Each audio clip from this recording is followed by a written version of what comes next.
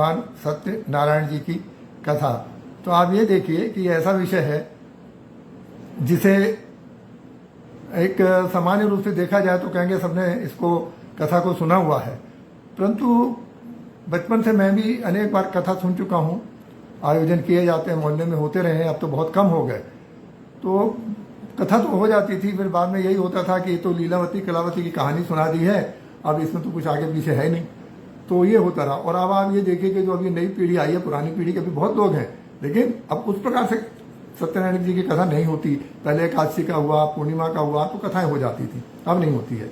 तो मैंने इसको बहुत चिंतन अध्ययन किया, जब मैंने भी धार्मिक कथाओं का, पुराणों का अध्ययन किया, और फिर जब मैंने उसमें से देखा, मुझे लगा कि हाँ कहीं असुविधा है, तो इसलिए फिर मैंने उसको पूरी तरह से एक नए रूप में प्रस्तुत किया है, जिसमें कि लोगों को सुन करके लगे कि हाँ हम भगवान सत्यनारायण की कथा कर रहे हैं और हम उनसे कुछ प्राप्त कर रहे हैं, ये लगे, तो इसलिए इसको किया।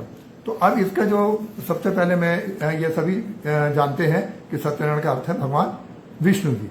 तो सबसे पहले विष्णु जी की एक छोटी सी आराधना करता हूं मैं।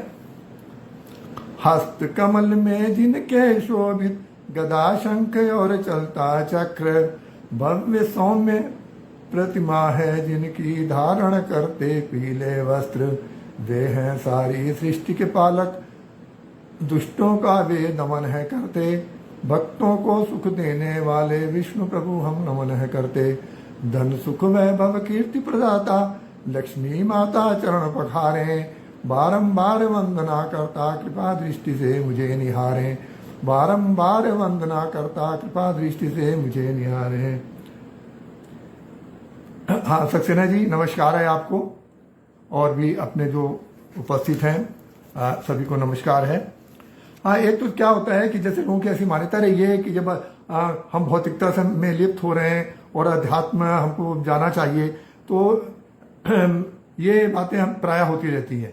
और मैंने जब भी बात कही है, तो चूंकि मैं मूलतः लेखक हूँ, सामाजिक, राजनीतिक, आर्थिक, कानून, शिक्षा, न्याय, सब चीज़ों पर मैं लिखता हूँ, तो फिर मेरा ये रहता है कि वो उससे संबद्ध होना जरूरी है, जो भी हम चिंतन करते हैं। फिर धर्म, पिछली बार मैंने बताया था अपनी वार्ता में कि धर्म का अर्थ क्या है, जो हमें धारण करे, तो समाज को धारण हमें करे, समाज को धारण करे, सबको धारण करे, देश को, समाज को, तब तो वो हमारा धर्म है। पद्म जी आपको नमस्कार है, डॉक्टर मीनू जी आपको नमस्कार है। तो ये हमको ध्यान में रखना है। तो अब इसमें जो है इस प्रकार का जो रहता है वो कि केवल अध्यात्म नहीं, अध्यात्म हमारे शरीर से, समाज से, देश से परे नहीं है, और भौतिकता में ही अध्यात्म का विकास और प्रफुल्लित होता है। तो अब इसमें जो है ईश्वर को कब किसने देखा है, इसके लिए तो आप नहीं कह सकते कि हाँ भाई ये इस प्रकार से ईश्वर को प्राप्त किया जा सकता है, लेकिन जो संपूर्ण ब्रह्मांड है, सारी सृष्टि है, और सभी धर्म इसको मानते हैं। क्या मानते हैं? कि ये सारी सृष्टि प्रभु की रची हुई है। हम भी, आप भी, और ये नदियां, पहाड़, पृथ्वी, सारे ग्रह, नक्षत्र, पूरा ब्रह्मांड उन्हीं का रचा हुआ है। तो हम प्रभु को नहीं देखते, पर उनकी रचना को देख रहे हैं, तो हम उनकी रचना का भी उतना ही मान सम्मान करें और उसमें आस्था रखें, और ये देखें कि जब ईश्वर ने हमको ये सब दिया है तो किसके लिए दिया, इसको हमको समझना चाहिए। तो इसका हमको ध्यान में रखना है। तो अब इसको जब ध्यान में रखते हैं, तो अब आप ये देखिए, कृष्ण को जो है, कृष्ण भगवान इसको अर्जुन को उपदेश दिया महाभारत के समय, तो क्या उपदेश दिया? उन्होंने सांख्य योग बताया, उन्होंने ज्ञान योग बताया, भक्ति योग बताया, संन्यास योग बताया, पर किसके लिए बताया? इसलिए नहीं बताया कि भैया तुम जाकर के इस तरह से पूजा पाठ करना है, ऐसे यज्ञ हवन करना है, आपको वहां जाके जंगल में तपस्या करनी है, समाधि लगानी है, योग सीखना है, ऐसा कुछ नहीं कहा उन्होंने। क्या कहा? कर्तव्य पालन करना है, तुम राजा हो, क्षत्रिय हो, दुष्टों का दमन करना तुम्हारा काम है। अनिल जी आपको नमस्कार है, सुषमा जी आपको नमस्कार है। तो ये उन्होंने कहा। तो अब जब आप ये देखिए कि जब ये उन्होंने कहा है, क्यों? कर्म जो है वही धर्म है हमारा, उसी से हम धारण हमको वो करता, तभी हम धारण हो पाते हैं। तो इसलिए जो है उसको हमको ध्यान में रखना है कि भगवान कृष्ण ने क्या कहा। अब आप ये देखिए, सबसे जो खास बात है वो क्या है कि जो सभी धर्म हैं, वो क्या कहते हैं, सत्य मार्ग पर चलो। और धर्म ही क्यों, और धार्मिक व्यक्ति क्यों, चोर डाकुओं का गिरफ्त होगा वो भी कहेगा झूठ नहीं बोलना है, सत्य बोलना है, उनको भी सत्य बोलना है, सबको सत्य बोलना है। अब जब सबको सत्य बोलना है, बेईमान हो, भ्रष्ट हो, कोई भी हो, तो फिर वो समस्या कहाँ आती है। जब सत्य के मार्ग पे सब चलने की बात करते हैं तो फिर टकराव कहाँ है, टकराहट कहाँ है, फिर टकराहट होती है। क्यों होती है, क्योंकि सबके सच अलग अलग हो गए हैं या पहले से ही हैं। जैसे जो मैं इसमें आप इसको देखिए कि व्यापारी ग्राहक है तो उनके सच अलग हो जाएंगे, प्रजा है, राजा है, उनके सच अलग हो जाएंगे, मजदूर है, मालिक है, उनके अलग हो जाएंगे। फिर हम अपने हिंदू धर्म की बात करें, मुस्लिम धर्म की बात करें, क्रिश्चियन करें, उनके अपने अपने सच है जिसे हम बहुत अच्छा मानते हैं, दूसरे धर्म वाले उसको मानते ही नहीं। तो अब कैसे कह सकते हैं सब यही सत्य है। तो इसलिए जो है क्या होता है कि फिर हम किसकी बात माने और किस पथ पर चले। प्रवीण नेमा जी आपको नमस्कार है। तो किस पथ पर चले हमारे लिए ये सबसे अहम प्रश्न होता है, तो उसको तय करना बड़ा कठिन कार्य है। तो जब इसकी पुस्तक लिखने के लिए मैं बैठा तो सबसे बड़ी समस्या मेरे सामने यही खड़ी हुई कि सत्य क्या होता है, पहले तो ये मैं समझूं। अगर सत्य समझ में आया तब तो हम सत्यनारायण भगवान की बात करें। तो पहले सत्य की बात समस्या आई। तो जब हमने देखा कि सत्य क्या है, ये तो सबने कह दिया कि जैसे हम क्या कहेंगे, सूर्य पूर्व में निकलता है, पश्चिम में उसका अस्त होता है। इसको ये सर्वमान्य है, आदिकाल से आ रहा है और अंत तक रहेगा, ठीक है। उसके पश्चात ये रहता है कि भाई इस तरह से जो है आप दिन के बाद रात होती है, रात के बाद दिन होता है, ये सत्य है। पर आप इस सत्य से बहुत सारी चीजों अपने उपयोग के क्या ले सकते हैं। इन सब का चिंतन करने के बाद में फिर जब मैंने समाज का और सारी चीजों का चिंतन मनन किया तो फिर मेरे समझ में कुछ कुछ बातें आई। तो आप देखिए कि हम किस प्रकार से इसको समझते हैं, सत्य क्या है, पहले ये जानना जरूरी है। सत्य जान लेंगे तो फिर हमें समझ में बात और अच्छे से आएगी। तो उसमें क्या होता है कि जैसे आप शुरू से देखिए कि जो अग्नि है, तो अग्नि क्या करती रही है, एक तो जिसमें लगेगी उसको जला देगी, भस्म कर देगी, एक बात। दूसरा क्या है, उसमें ऊष्मा होती है और ऊष्मा से हम भोजन बनाते हैं, हमको सर्दी लगती है, हम उसको तापते हैं। इतना काम आदिकाल से होता आ रहा है। लेकिन बाद में जब उसको ऊर्जा के रूप में उसकी पहचान हुई तो पंचक्की चलाएगी, उससे इंजन चलाए गए, बनाए गए, चलाए गए, फिर उससे कई सारे काम हुए। फिर वैज्ञानिकों ने और शोध कार्य किए, तो शोध कार्य में उन्होंने क्या पाया, ऊर्जा के अनेक रूप पाए। और जब अनेक रूपों का संबंध एक दूसरे से देखा गया, जैसे विद्युत ऊर्जा का चुंबकीय ऊर्जा से संबंध, प्रकाशिकीय ऊर्जा से संबंध, फिर ये ग्रीष्म इसमें जो हीट है इससे संबंध, जब देखे गए सबके संबंध, तो आप देखिए कितनी सारी मशीनें बन गई और ऑटोमेटिक जो है चलने वाले कितने सारे यंत्र बन गए, संयंत्र बन गए। तो इसका सारा लाभ हुआ। लेकिन अग्नि का वो वाला रूप अभी भी है, लगा देंगे तो आग लग जाएगी, ऐसा नहीं कि आज आग नहीं लगेगी, आदिकाल में भी लगती थी, आज भी लगती है, अंत तक लगेगी, सत्य बात है। ये भी सत्य है। और जो ऊर्जा के विभिन्न रूप हैं वो भी आदिकाल से हैं, हमको नहीं जानते ही इससे क्या हुआ, पर है आदिकाल से, तो उनमें भी संबंध है। तो अब वो भी सत्य है, ये भी सत्य है, हमारे सामने दो सत्य आ गए। अब हम किस सत्य को स्वीकार करें, तो निश्चित है हम नहीं चाहेंगे आग लगा के सब भस्म कर दें और कल को हमारे लिए कुछ भी ना बचे। तो हम उस मार्ग पर चलेंगे जो हमारे समृद्धि का मार्ग है, हमारी प्रगति का मार्ग है और हमें आनंद जिससे प्राप्त होता है, सुख सुविधाएं प्राप्त होती है, हम उस मार्ग पर चलेंगे। तो ये एक सत्य आपके सामने आया कि हम इस मार्ग पर चल सकते हैं। दूसरी बात ये आती है कि ऑक्सीजन के बिना जीवन नहीं होता। और ये भी हम देख रहे हैं कि जब तक उद्योग नहीं लगे थे लोग बड़ी गरीबी स्थिति में रहते थे, काम ठीक है चल जाता था। लेकिन अभी जैसे विकास होने लगा तो जैसे जैसे उद्योगों का विकास हुआ उसी तरह से उनका विस्तार, समृद्धि बढ़ती चली गई, सुख सुविधाएं प्राप्त होती गई। अब अगर उद्योग नहीं लगाते तो हमारी समृद्धि नहीं होती, हम पिछड़ जाएंगे और युद्ध भी होगा तो उसमें हार जाएंगे। और अगर हम उद्योग लापरवाही से लगाते हैं तो इतना प्रदूषण, उससे निकलने वाली विषैली गैसें, फिर हमारे ऑक्सीजन की मात्रा जैसे अभी देखी संकट आ गया, अस्थमा की बीमारियां और दूसरी बीमारियां बढ़ने लगी, ये भी है। तो वो भी सत्य है, उद्योग भी होना है, क्यों आवश्यकता है हमारी। और दूसरा ये भी सत्य है कि ऑक्सीजन की कमी से भी हमारा जीवन नहीं रहेगा। हमने खूब विकास कर लिया और हम ही नहीं रहे, मतलब क्या हुआ उसका। तो हमें दोनों चाहिए, तो हमें दोनों में सामंजस्य बनाना है। हमें कितनी ऑक्सीजन की जरूरत है, हम उसको पहले बना के रखें, उसके बाद हम उद्योगों का ऐसा विकास करें जिससे कि ऑक्सीजन को क्षति न पहुंचाए। अब ये देखिए सत्य, अब ये देखिए सत्य की किस प्रकार से जो है परिभाषाएं होती हैं। व्यक्ति के साथ अनेक उसके सद्गुण हैं। अब सद्गुणों में जैसे करुणा है, दया है, सहानुभूति है, ज्ञान, विवेक, उत्साह, लगन, धैर्य, श्रम, सहयोग की भावना, भाषा, वाणी सारे उसके पास है।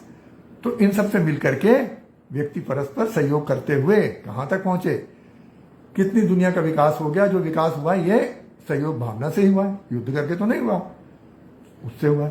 लेकिन इसके विपरीत अन्य लोग भी हैं जिसमें अनेक सारे जो है दुर्गुण भी हैं। तो उसमें जो है आलस्य है, अधीरता है, अज्ञान, मूढ़ता, द्वेष, ईर्ष्या, लोभ, मोह, घृणा, क्रोध, बैर, युद्ध की प्रवृत्ति, अनेक दुर्गुण भी है। और इससे कारण एक दूसरे को कबीले लड़ते आए हैं, राजा लड़ते आए हैं। और महान राजा, बड़ा राजा, सम्राट बनता कैसे है? जब वो छोटे छोटे राजाओं को मार देता है, तभी तो बड़ा बनता है। अब जब वो बड़ा बनेगा तो सीमा जी आपको नमस्कार है, तो जब वो बड़ा बनेगा कैसे बनेगा? दूसरों को मार के बनेगा।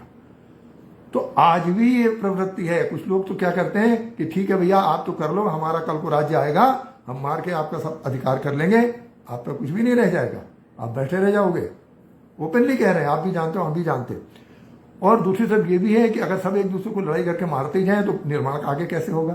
तो हमारे सामने फिर दो सत्य हो गए कि हम सहयोग की भावना का अपनाएं या फिर हम उसको अपनाएं। मार के कोई किसी को देखें, संपत्ति है, जैसे चोर डाकू करते हैं, खुद कुछ नहीं किया, उसको मार कूट के उससे लूट ला, तो या तो हम ऐसा करें। तो ये जो है इस प्रकार से दोनों बातें फिर सच आ गई। तो हमको किस मार्ग पे चलना है? क्या हमको लूट खसोट के मार्ग पे जाना है? नहीं जाना, वो उचित नहीं है। पहले कितने आपस में देश यूरोप के लड़ा करते थे। द्वितीय विश्व युद्ध में जो अपार मानवीय और जान माल की क्षति हुई, तो उसके बाद लोगों को समझ में आ गया भाई ये मार्ग उचित नहीं है। तो आप ये देखिए कि 1945 में युद्ध समाप्त हुआ है, द्वितीय विश्व युद्ध। आज तक सारे एक साथ यूनियन बना के रह रहे हैं यूरोप के देश, जो आपस में पराया लड़ा करते थे। अब कितना विकास सबका हो रहा है, सब शांति से आनंद से रहते हैं। तो इस प्रकार से जो हम ये देख रहे हैं कि अनेक जो बातें हैं, तो हमें ये देखना है कि किस मार्ग पे हम चलें, कि हम समृद्धि का मार्ग हो, हमारे परस्पर प्रेम भाव का मार्ग हो, उसमें हमको चलना है। दूसरी बात ये भी है कि भगवान विष्णु का सत्य नारायण भगवान का अर्थ है भगवान विष्णु। तो इसलिए जो अभी तक भगवान विष्णु के 24 अवतार होने की बात कही है, जिसमें 23 अवतार हो गए, 24वां कल की अवतार कभी होना है भविष्य में। उन सब अवतारों में ये जो श्रीमद् भागवत तक, बुद्ध का अवतार उसमें नहीं है, क्योंकि श्रीमद् भागवत की रचना 5000 साल पहले हुई और बुद्ध जी का जन्म करीब 2500 साल पहले हुआ, तो वो उसकी कथा उनमें नहीं है। तो 8 अवतारों तक की जो प्रमुख अवतार है, बाकी अवतार तो है, मेरी अलग पुस्तक है। ये जो मैं आपको कथा सुना रहा हूं, ये मेरी ये पुस्तक है श्री सत्यनारायण, भगवान श्री सत्यनारायण जी की कथा। तो इसके आधार पर मैं आपको ये कथा सुना रहा हूं। तो उनका है। अब एक बार, अब अध्याय दूसरा, ये पहला अध्याय का आपका यहां तक समाप्त हो गया। तो सब बोलिए, सभी जन प्रेम से बोलिए भगवान श्री सत्यनारायण जी की जय। अध्याय 2, अध्याय 2 में एक जो है, हमेशा आप ये देखिए जो नारद जी कहीं भी आपको दिखाई दे तो किस प्रकार से होते हैं? वीणा बजाते हुए नारायण नारायण का उच्चारण करते हुए आपको मिलेंगे। जब भी कहीं भी आप किसी उसमें देखें, कार्यक्रम में देखें। उसके पश्चात आप ये देखिए कि जब वो केवल, और इतने सारे हमारे देवी देवता हैं, तो एक बार ऋषि मुनियों में इस बात के लिए संशय उत्पन्न हुआ कि ऐसी क्या बात है कि नारद जी हमेशा नारायण नारायण जपते हैं, बाकी किसी देवता का नाम नहीं लेते। तो फिर एक उन्होंने सबने मिलकर उनसे प्रश्न किया कि भाई मामूनी ये बताइए कि ऐसा क्यों होता है कि आप केवल उन्हीं का नाम लेते हैं? तो उन्होंने कहा कि देखो, आप जो हो, ज्ञानी हो, विद्वान लोग हो, तप करते हो, आप निर्गुण भगवान की, ब्रह्म की उपासना कर सकते हो, आप उनको समझ सकते हो, योग के द्वारा उसको प्राप्त कर सकते हो। लेकिन जन सामान्य तो नहीं कर सकता। जन सामान्य तो ऐसा चाहता है कि हमारे भगवान हमारे सामने हो, और जिस रूप में हम चाहते हैं उसी रूप में हमारे सामने हो, तब तो मैं उनकी पूजा करूं, नहीं तो मैं कैसे करूंगा? तो वो जो एक बात आती है कि उसको कैसे समझे। अब कण कण में भगवान है और सब जगह भगवान है, सब जानते हैं, लेकिन हमको उसको एक सुंदर सा रूप चाहिए। अब रूप चाहिए तो उस रूप के को हम कैसे करें कि कौन सा रूप उचित है? अब अनेक देवी देवता है, उनके अनेक अवतार हुए, अब जैसे देखिए देवी जी के आजकल ये नवरात्रि चल रहे हैं, तो उनकी कथाएं आती हैं, किसकी आती हैं? मधुकैटभ को मारा, महिषासुर का मर्दन किया, शुंभ ने शुंभ को मारा, दुर्गा मसुर को मारा, इस प्रकार से और भी अनेक कथाएं उनकी हैं। तो उनकी जो कथाएं आती हैं उसमें सबसे खास बात क्या है कि हम उनका अनुकरण नहीं कर सकते, हम उनकी पूजा कर सकते हैं, उपासना कर सकते हैं, कथा का वाचन श्रवण कर सकते हैं, हम उनका अनुकरण नहीं कर सकते। हर एक व्यक्ति ये नहीं कर सकता कि इतनी शक्ति ले आए कि किसी बड़े से बड़े जो है दैत्य को, दुष्ट व्यक्ति को ललकार दे कि हमें तुमको मार डालेंगे। कौन कर सकता है? नहीं, इनका पालन नहीं कर सकते। अब शिव जी के अवतार है, देखिए जैसे अब हनुमान जी उनका अवतार माने गए हैं, दुर्वासा ऋषि माने गए। अब हनुमान जी से आप कुछ तो गुण प्राप्त कर सकते हैं, लेकिन हनुमान जी जैसे आप बहुत सारी चीजें आपके नहीं है कि जिनको आप करके अपने जीवन में उतार सकें। लेकिन भगवान विष्णु जी के जो अवतार हुए हैं जग का पालन करने वाले, तो उनके इस प्रकार के अवतार हैं कि उसमें से तमाम सारे जो हमारे जीवन के प्रसंग आते हैं वो किसी न किसी रूप में उपलब्ध है। और उनके जीवन से राजा रंग से लेकर साधु सन्यासी से लेकर एक अमीर गरीब सामान्य व्यक्ति तक कुछ न कुछ ग्रहण कर सकता है, इतने सारे रूप हैं। तो इसलिए जो है नारद जी ने कहा कि इसलिए जो है मैं जब भी रहता हूँ, चलता हूँ, नारायण नारायण का स्मरण करता हूँ। क्यों? कि नारायण के कोई ना कोई जो अवतार हैं उनका चिंतन करता रहता हूँ और ये समझता रहता हूँ कि उन्होंने हमें क्या संदेश दिया है। इसलिए मैं नारायण नारायण का चिंतन करता रहता हूँ। तो अब ये अध्याय 2 यहां पर समाप्त होता है। अध्याय 3 जो है वो भगवान विष्णु के जो अवतार है उनका संदेश। मेरी एक दूसरी पुस्तक भी है, भगवान विष्णु के अवतार, सभी अवतार उसमें है। और जैसे मैंने इसमें भी सुना कार्यक्रम में, और भी अन्य लोगों ने एक आध पुस्तक लिखी, बड़ी फेमस भी हुई। अब ठीक है, मार्केटिंग की बात अलग होती है, हम लिखते हैं, मार्केटिंग नहीं हो पाती है, उनकी अलग है। तो उन्होंने लिख दिया कि पहले जल ही जल होता था इसलिए मत्स्य अवतार लिया। अरे ऐसा नहीं है भाई, उन्होंने न पुराण पढ़े, ना उन्होंने उनका चिंतन मनन किया। उन्होंने एक उपन्यासकार हैं तो उन्होंने उठा के कहानी लिख दी, दूसरों ने सोचा हाँ ये बिल्कुल सही कल्पना की। सबसे बड़ी बात यह है कि जब मत्स्य अवतार होता है तो क्या थी स्थिति?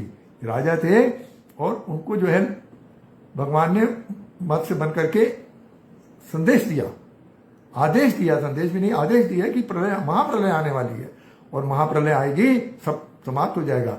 आपका दायित्व है कि जो जितने भी जीव जंतु हैं उनके आप नमूने रखिए, आप वनस्पतियों के नमूने रखिए, आप ये सब नाव पर रखिए और जब समय आएगा, प्रलय आएगी, तो मैं उस नाव को किनारे ले जाऊंगा दूर। तो उसके पहले ऐसा नहीं कि लोग नहीं थे, या उसके समय लोग नहीं थे, उस समय भी लोग थे, पहले भी लोग थे। और उसमें कामायनी में भी दिया है, हिमालय के उत्तुंग शिखर पर मनु बैठे हुए हैं और प्रलय को देख रहे हैं, श्रद्धा है। आप कैसे कह सकते हैं कोई नहीं थे? सारे जीव जंतु पेड़ उस वाले जल वाले थे। अरे कुछ तो कहानी के साथ देखो, नहीं देखना। एक उपन्यास की रचना कर दी, कल्पना कर दी और लोग भी खुश हो गए, वाह क्या कल्पना कर दी। अच्छे अच्छे लोगों को मैंने उनका अनुकरण कर दी देखा। क्यों? अपने ग्रंथों को पढ़ना नहीं है। मैं कोई अपने मन से कहानी नहीं कह रहा हूं, जो ग्रंथों में लिखा मैं वही आपसे कह रहा हूं, कोई कल्पना मेरी नहीं है। तो इसलिए क्या है कि उन्होंने दे दिया, अपने ढंग से दे दिया, ठीक है, किसी रूप में चलो अपना प्रचार प्रसार किया उन्होंने कि उन्होंने अवतार लिए, मानवीकरण कर दिया। ईश्वर का मानवीकरण उचित नहीं है। जो कार्य उन्होंने किए, जिस दृष्टि से किए, हम उसी वहां तक कैसे पहुंच सकते हैं? हम उनको थोड़ा समझ लें, अपने जीवन में उतार लें, वही हमारे लिए बहुत बड़ी घटना है। तो इसलिए अब जो हम इसमें करेंगे, हम 9 मुख्य अवतार जो उनके हैं उनकी हम चर्चा करेंगे कि उन्होंने क्या संदेश दिए। बिल्कुल संक्षेप में संदेश है, क्योंकि अगर पूरी चर्चा करें तो एक एक कथा में फिर एक एक दिन लग जाएगा। कम से कम एक दिन से दो से अधिक कथाएं नहीं हो सकती अगर हम उनको करते हैं तो पहला अवतार जो है उनका मत्स्य अवतार है। तो मत्स्य अवतार जो इनके मुख्य अवतार कहे गए उनमें से मत्स्य अवतार से प्रारंभ करते हैं। तो इसमें प्रभु ने, भगवान विष्णु ने किसका रूप धारण किया? मत्स्य का रूप धारण किया और मत्स्य के रूप में राजा को समझाया कि देखो विनाश होने वाला है, तो तुम सबसे पहले सबकी सुरक्षा देखो। क्या हमको संदेश मिला? हमें जीव जंतुओं का संरक्षण करना है, हमें प्रकृति का संरक्षण करना है, इसके बिना हमारा जीवन संभव नहीं है। यह हमको मत्स्य अवतार में लेकर के भगवान विष्णु जी ने यह संदेश दिया है और आज इसको दुनिया मान रही है। हमारा कब का संदेश है? आज का थोड़ी है। तो हमने क्या किया? उसके संरक्षण की तो बात की नहीं, उसको सफाई, साफ सफाई की तो की नहीं, पूजा करने लग गए। जहाँ गए वहाँ फूल पत्ती चढ़ाया, नारियल तोड़ के कचरा वहीं डाल दिया, धूप बत्ती जला दिए, कचरा बचा तो बचा रहेगा, वो सफाई करने का काम नहीं। चाहे पीपल मिला, चाहे बरगद मिला, नीचे पूजा करे जाके, कुछ बटिया बिठा दी, पूजा करे। अरे साफ सफाई भी तो करो, प्रकृति का संरक्षण करना है ना, तो कितना दोहन करना है, कितना हमको उपयोग लेना है, एक दूसरे से मिलकर ही तो काम होना है। तो ये सबसे खास बात है। और हम भविष्य का भी चिंतन करें कि प्रलय आने वाली है तो क्या करना है, तो पहले उसको समझ बूझ लें। आज जैसे मौसम बदल गया है तो ये सब उसी अनदेखी के कारण हुआ है। कुलश्रेष्ठ जी बहुत बहुत नमस्कार है आपको, सक्सेना जी को नमस्कार है। तो ये मत्स्य अवतार से हमको संदेश मिला है। तो क्या है, सब जीवों से प्रेम रख कर सबका कल्याण, सृष्टि प्रभु का रूप है इसको भी पहचान। सब जीवों से प्रेम रख कर सबका कल्याण, सृष्टि प्रभु का रूप है इसको भी पहचान। दूसरा अवतार कूर्म अवतार। कूर्म अवतार में भगवान ने कछुए का रूप लिया, और कछुए का रूप लेकर के क्या है, तो कछुए का रूप लिया। तो कछुए का रूप धारण करके उन्होंने, देवता और दानव क्या करते थे, आपस में युद्ध करते रहते थे। इसके राज्य पर मैं कब्जा कर लूं, इसके राज्य पर मैं कब्जा कर लूं। भगवान विष्णु ने क्या कहा, अमृत के लिए समुद्र का मंथन करना है, और मंथन करना है तो अकेले तुम नहीं कर सकते, किसके साथ करना पड़ेगा, दैत्यों के साथ मिलकर करना पड़ेगा। और जब दैत्यों के साथ मिलकर करोगे, सहयोग भावना तुम्हें होनी चाहिए, तुम्हें परस्पर पुष्टि प्रेम उत्पन्न करना पड़ेगा, तब तो सहयोग एक दूसरे का करोगे। तो युद्ध नहीं करना है, परस्पर सहयोग से सभी मनुष्यों को रहना है। उनके पास बुद्धि है, वाणी है, सहयोग भावना है, ज्ञान है, उसका उपयोग मिलकर के करना है, तब होगा। तो उसमें क्या आपको करना है, सबसे खास बात कि आपको शोध कार्य करना है। खाली ये नहीं कि मथानी की तरह चला दिया, उसको तो निकला है समुद्र से, आदमी भी निकल, धन्वंतरी भी निकला है, लक्ष्मी जी भी निकला है, घोड़े हाथी भी निकला है, वृक्ष भी निकला है। ऐसा समुद्र में होता है क्या? समुद्र का मंथन का मतलब यह है कि आप उसके अंदर जाके तलाशिए, कितने रत्न उसमें पड़े हैं, उसको ढूंढ के लाइए, समुद्र के पार जाइए, दूसरे देशों को जाइए। जैसे अंग्रेज लोग हैं, दूसरे लोग आए, उन्होंने यहां से कितना प्राप्त कर लिया, और हम समुद्र पार करेंगे तो धर्म भ्रष्ट हो जाएगा। इसमें देखिए क्या कहा है, उसको समझा नहीं, कहानी को ज्यों का त्यों ले लिया। तो करना है क्या, अनुसंधान करना है, परिश्रम से, लगन से मिल करके काम करना है। तो उसमें कहा है, ज्ञान लगन श्रम चाहिए, कीजिए अनुसंधान। ज्ञान लगन श्रम चाहिए, कीजिए अनुसंधान, धन सुख समृद्धि पाइए, दूरदृष्टि पर ध्यान। धन सुख समृद्धि पाइए, दूरदृष्टि पर ध्यान। यह संदेश कूर्म अवतार में भगवान ने दिया है। फिर वराह और नरसिंह अवतार हुए। तो वराह और नरसिंह ने, क्योंकि इस प्रकार के टिपिकल टाइप के वरदान प्राप्त कर लिए थे कि भाई मैं ना मनुष्य से मरूं, ना जानवर से मरूं, ना नीचे ना ऊपर, तमाम, तो उसको पूरा करने के लिए भगवान को नरसिंह का अवतार लेना पड़ा। और उसके पहले उनके बड़े भाई हिरण्याक्ष को मारने के लिए वराह का अवतार लेना पड़ा था, क्योंकि वो युद्ध करते थे तो सब जगह कीचड़ फैला देते थे, कीचड़ में कोई फंस जाते थे दलदल में, और वो उनको मार देते थे, पकड़ लेते थे, जीत जाते थे। तो इसलिए शूकर का रूप धारण करना पड़ा ताकि कीचड़ में भी कार्य कर सके। इसलिए नहीं कि जल के बाद थोड़ी थोड़ी मिट्टी आई तो कीचड़ हो गया, इसलिए नहीं, वो कथा इस प्रकार की। तो उसमें दोनों ने क्या किया, उनका मैं भगवान हूं, हिरण्याक्ष का था चाहे हिरण्यकश्यप का था, मैं भगवान हूं, मेरे अलावा किसी की पूजा नहीं होनी चाहिए, ये उनका आदेश था। और भी देखिए हमारे धर्मों में है, सब धर्म बराबर है, पर अन्य धर्म वाले क्या कहते हैं, नहीं हमारे अलावा कोई भगवान नहीं होते, आप हमको हमारे धर्म का पालन करना पड़ेगा, नहीं तो हम मार देंगे। तो ऐसा एक नहीं, दुनिया का पूरा इतिहास इससे रंगा पड़ा है, एक हिंदू धर्म को छोड़ करके। इसलिए जो है हमको, प्रमोद जी नमस्कार है आपको। तो ये जो उन्होंने किया कि आप दूसरे भगवान देवता की पूजा मत कीजिए। उमेश जी आपको नमस्कार है, आप दूसरे भगवान की पूजा मत कीजिए, किसको करिए, मेरी पूजा करिए। तो धर्म में दखल दिया, हमारे पूरे धर्म में, हिंदू सनातन धर्म में, वैदिक धर्म में इसकी मनाही है, और इसलिए भगवान को अवतार लेके उनका वध करना पड़ा। तो अहंकार तू छोड़ दे, अपनी सीमा पहचान, अहंकार तू छोड़ दे, अपनी सीमा पहचान, धर्म कार्य ना दखल दे, कण कण में भगवान। आज जब हम कहते हैं हिंदू राष्ट्र तो लोग चिढ़ जाते हैं, लोग ये हिंदुओं के लिए, अरे हिंदू तो दुनिया को रखते चले आए हैं, पहली मस्जिद तो यहाँ हिंदुस्तान में बनी है क्या, वहां मक्का मदीना में बनी थी क्या, पहली केरल में बनी है, यहाँ सबको प्रश्न दिया गया, रखा गया पहले दिन से। तो जब हिंदू राष्ट्र होता है तो इसका मतलब सभी बराबर है, लेकिन जब कोई और राष्ट्र होता है तो वहां हिंदू या दूसरे धर्म वाले कुछ नहीं कर सकते। तो इसलिए अगर हम हिंदू राष्ट्र कहते हैं तो उसका मतलब है कि वो सब धर्मों का पूरी तरह से आदिकाल से जैसे होता है सम्मान, नहीं तो राजा को मार दो। तो आप एक नहीं कई कहानियां इसकी राजा को मारने हटाने की। ऋषियों ने भी राजा को मारा है कि वो जब धर्म में दखल दे रहे थे कि नहीं तो दखल नहीं दो धर्म में, दिया तो उसको मार दिया, राजा वेन को मार दिया था।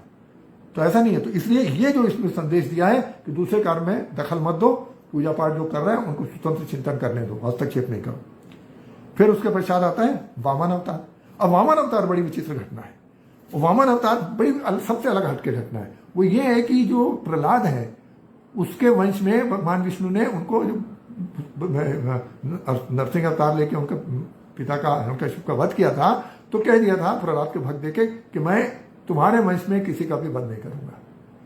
देवताओं से युद्ध तो होते ही रहेंगे, दैत्य हैं होंगे, मैं कभी तुम्हारे घर में किसी का वध नहीं करूंगा, तुम्हारी किसी भी संतति का वध नहीं करूंगा आज या कभी। वचन दे दिया था उसको।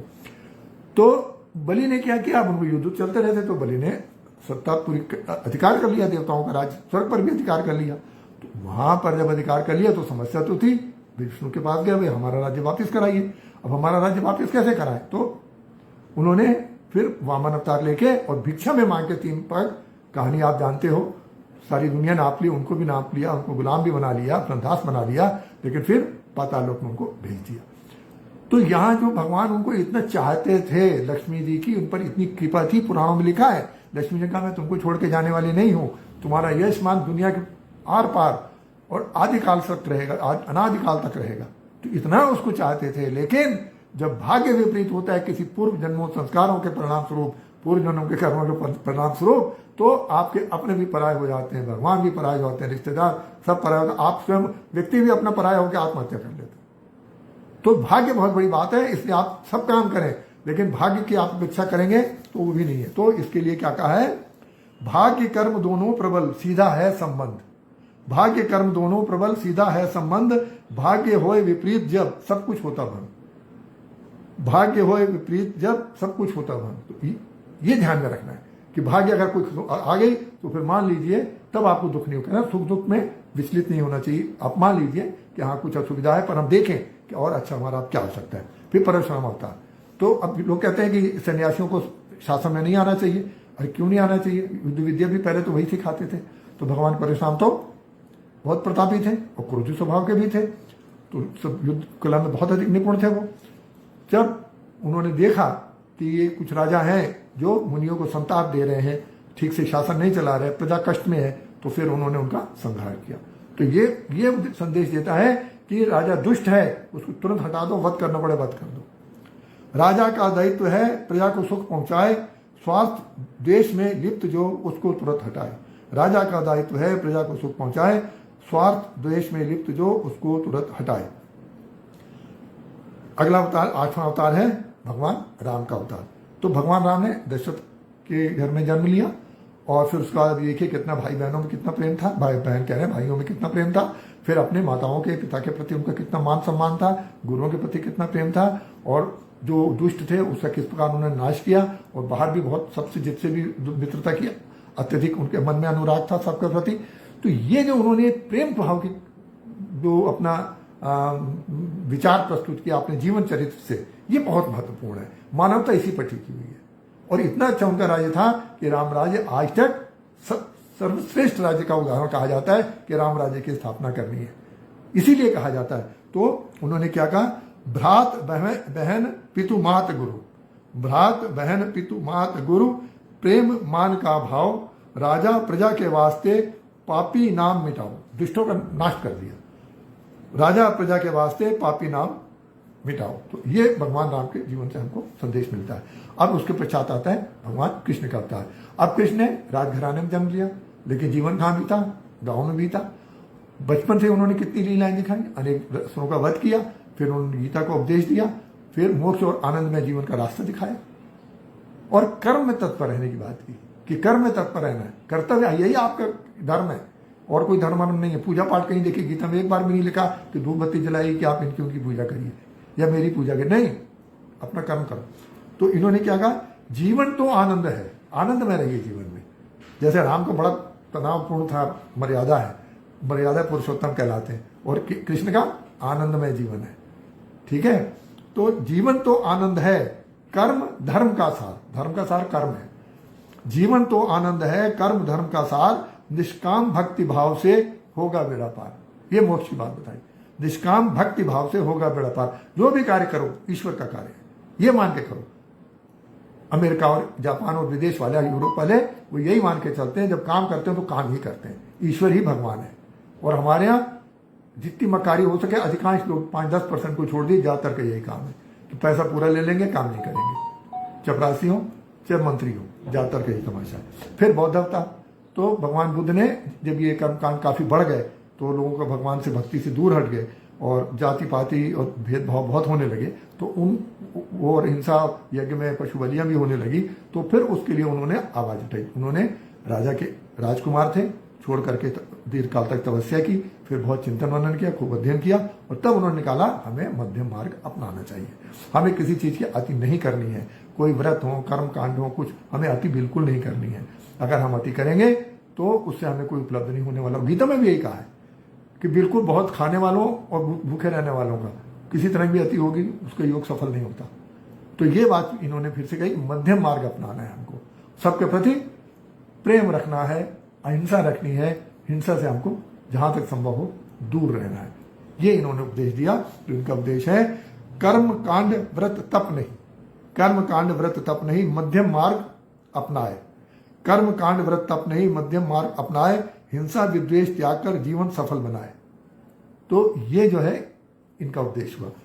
अब ये हम अगर इन चीजों को हम अगर जीवन में हम काफी उतार सकते हैं, अगर हम इनको उतारते हैं तो आप ये समझ लीजिए कि ईश्वर की कृपा हमारे साथ है। तो ये इस प्रकार से तीसरा अध्याय का समापन होता है।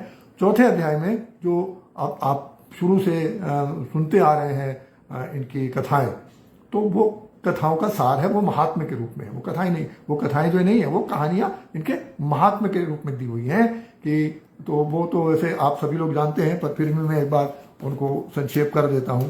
कि पहली कथा में आता है कि एक निर्धन ब्राह्मण थे, भगवान सत्यनारायण आए, उन्होंने उनको कहा कि आप ब्राह्मण बनकर आए, और उनको एक विचार दिया कि आप इस प्रकार भगवान सत्यनारायण की कथा सुनिए, व्रत कीजिए, पूजा करिए, प्रसाद खाइए। तो उन्होंने जब खाया तो उसको काफी उनको लाभ हुआ और समृद्धि उनको प्राप्त हुई।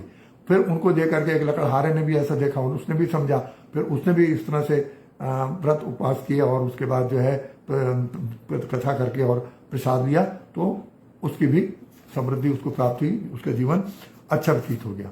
फिर जो उसकी प्रमुख कथा आती है, वो एक राजा जो है सत्यनारायण जी कथा कर रहे थे, तो जैसे सेठों का भी उनके आना जाना होता है, तो इसी तरह से जो साधु नाम का एक सेठ था, वो भी उनके यहाँ पहुंचा। तो पूछे ये आप क्या कर रहे हो? तो बताया भगवान सत्यनारायण की कथा कर रहे हैं, पूजा कर रहे हैं, प्रसाद इस तरह से हमको चढ़ाना होता है, ऐसे पूजा करनी होती है। उनको बता दिया, तो इससे कुछ भी आप मांगो तो आपको प्राप्त होता है। तो उसने कहा मेरी कोई संतान नहीं है, मुझे संतान प्राप्त हो जाए तो मैं भी कथा करूंगा। तो वो वापस आ गया। फिर कुछ समय बाद उनको कन्या की प्राप्त हुई, बहुत सुंदर कन्या प्राप्त हुई, पर उनका अभी तो बिजनेस में फंसे हुए हैं, अभी हम कथा नहीं कर सकते, इस बार टलता गया, आप विवाह के समय करेंगे। विवाह भी कर दिया, बड़ा सुंदर दामाद मिल गया और घर जमाई बना लिया, दोनों साथ व्यवसाय भी करने लगे, फिर भी उनको समय नहीं मिला। तो एक बार दूसरे देश में चले गए समुद्र पार जाके व्यापार करने के लिए। तो वहां पर चोरों ने कुछ चोरी की राजा के घर से और दौड़े और सामान इनके पास डाल के भाग गए कि पकड़े जाएंगे, हम सिपाही दौड़ रहे हैं हमारे पीछे। तो सिपाही ने कहा अच्छा सामान इनके पास है, पकड़ा गए। अब जो पकड़ गए तो राजा ने उनका सामान जब्त कर लिया, सजा दी और जेल में डाल दिया उनको। अब जब ये बहुत समय तक घर नहीं पहुंचे तो उनकी पत्नी जो है, सेठ की पत्नी लीलावती और पुत्री कलावती को बड़ी परेशानी हुआ, असुविधा होने, स्वाभाविक है असुविधा होना कि महीनों से आता पता भी नहीं है, कोई मोबाइल का जमाना तो था नहीं कि फोन कर दिया, मोबाइल कर दिया, कहाँ है क्या पता, फंसे पड़े।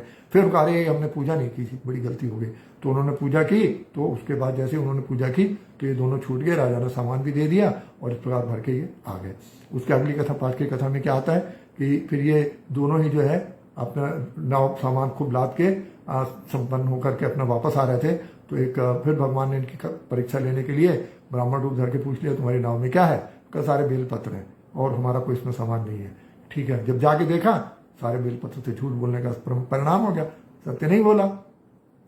तो उन्होंने क्या किया कि अब पलक और ये हमने झूठ बोल दिया, फिर जाके माफ़ी मांगी कि तो वो पहुँचे हुए वह है भक्त हैं, तो माफ़ी मांगी तो फिर उनको सम्मान प्राप्त हो गया।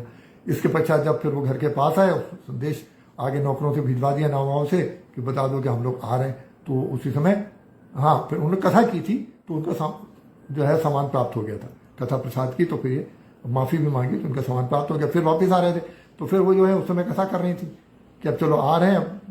लेकिन जब सुना आ रहे हैं और पास में आ गए तो तुरंत जो है लीलावती तो वहीं कथा को छोड़ करके चली गई स्वागत करने, और बिना प्रसाद लिए कलावती भी चली गई। तो जैसे वहां पहुंचे तो पति तो उतर आए थे नाव से और दामाद अभी सामान के साथ थे, तो सामान से ही डूब गए। अब फिर बड़े परेशान हुई लड़की को गश आ गया, चेत होकर गिर गई। फिर कहा अरे इसने प्रसाद नहीं खाया, फिर लेके गया उसको प्रसाद खिलाया तो ये दिया कि वो नाव ऊपर आ गई, दामाद भी जिंदा हो गए, सब इस प्रकार से हो गया। उसके अगले अध्याय में अंतिम अध्याय में उसमें क्या कथा आती है कि एक ग्वाले जो है वो सत्यनारायण जी की कथा कर रहे थे और उसी समय राजा उधर से गुजरे, तो फिर कथा समाप्त हो रही थी तो उन्होंने राजा को प्रसाद भी देना चाहा पर राजा ने उपेक्षा कर दी। तो जैसे ही घर पहुंचे तो सारा साम्राज्य उनका नष्ट हो गया था। फिर उनको भी बड़ी चिंता हुई, फिर उन्होंने आके उन ग्वालों से पूछा कि इसकी पूजा का क्या रहस्य, कैसे करते हैं। फिर उन्होंने बताया कि इसको ऐसे ऐसे पूजा करते हैं, तो उन्होंने कहा ठीक है भाई मैं भी करूँगा। फिर उन्होंने किया तो उनको पूरी तरह से सुख समृद्धि प्राप्त हुई। तो ये उसमें कथाएं जो मुख्य रूप से हम अभी तक करते हैं वो इतनी है जो महात्म्य के रूप में है। तो मैंने अपने सत्यनारायण की किताब बहुत स्पष्ट लिखा है कि हमारे भगवान इतने छोटी बुद्धि के नहीं है। कोई व्यक्ति नहीं है कि किसी ने कुछ चूचपट की तो उससे नाराज हो गए, बड़े प्रसन्न नहीं हो गए किसी पर, ऐसा नहीं है। भगवान निर्विकार रहते हैं और कर्म आप जो करते हो उसका फल मिलता है ना। तो इसीलिए अगर यदि कोई कह दे आज नौकरी नहीं लग रही है, वो 100 बार सत्यनारायण की कथा कर ले तो क्या उसकी नौकरी लग जाएगी? जो चाह रहा है, व्यापार नहीं चल रहा है, घाटा हो गया तो चलेगा। फिर अब जब इस आप करेंगे तो फिर अब फिर धर्म से फिर शास्त्र टूटता है।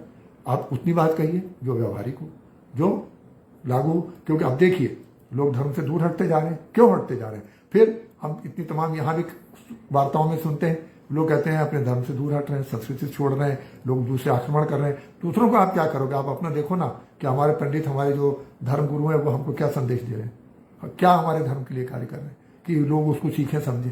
और हमारे घरों में माता पिता क्या कर रहे हैं, जो बच्चे और आगे उनसे सीखने वाले हैं। हम करते थे तब तो हमारे बच्चे आगे कर नहीं रहे, आगे वाले पीढ़ी का क्या उम्मीद करते हो? ये सारी बातें हैं। तो इस प्रकार से ये सत्यनारायण की कथा पूर्ण होती है। आप सबने इतने समय दे करके मेरी वार्ता सुनी, मैं आप सबका पुनः हृदय से आभार व्यक्त करता हूँ। आदरणीय मीनू जी का विशेष आभार व्यक्त करता हूँ कि उन्होंने मुझे ये अवसर दिया कि मैं अपनी बात आपके सामने कर सकूं। और इसी के साथ से भगवान सत्यनारायण जी की जय। मैं अपनी वार्ता समाप्त करता हूँ।